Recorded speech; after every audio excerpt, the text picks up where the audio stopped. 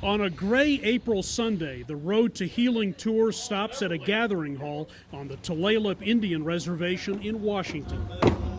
The welcome song opened a day-long session in which those connected to past Indian boarding schools shared a drumbeat of often difficult personal stories. It's all about testifying today and supporting our boarding school survivors and honoring those who never made it home. I'm really happy to be here. Good morning, everyone. The Interior Department Secretary Deb Haaland has made it her mission to seek the truth behind what happened at more than 400 federal and religiously run schools in 37 U.S. states over 150 years, up until the late 1960s. My ancestors and many of yours endured the horrors of Indian boarding school assimilation policies carried out by the same department that I now lead.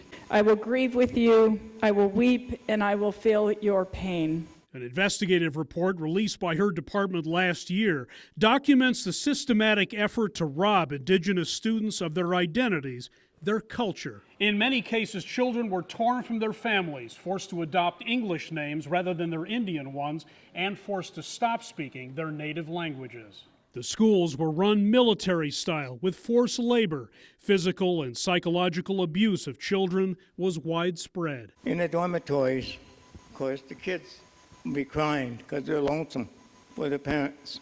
Sometimes the priest who shared a little room off the side there would get disturbed about that. He would come out with his belt, pick up a kid off the bed and whack him for crying.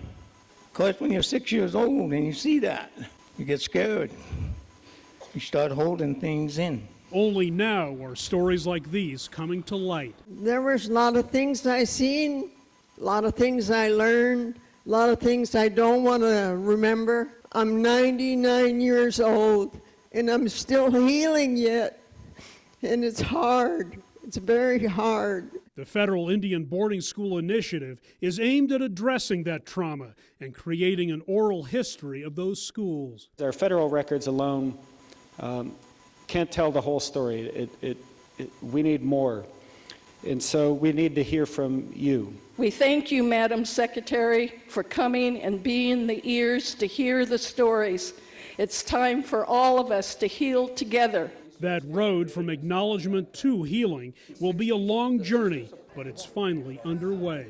Hendrik, Sybrandy, CGTN, Marysville, Washington.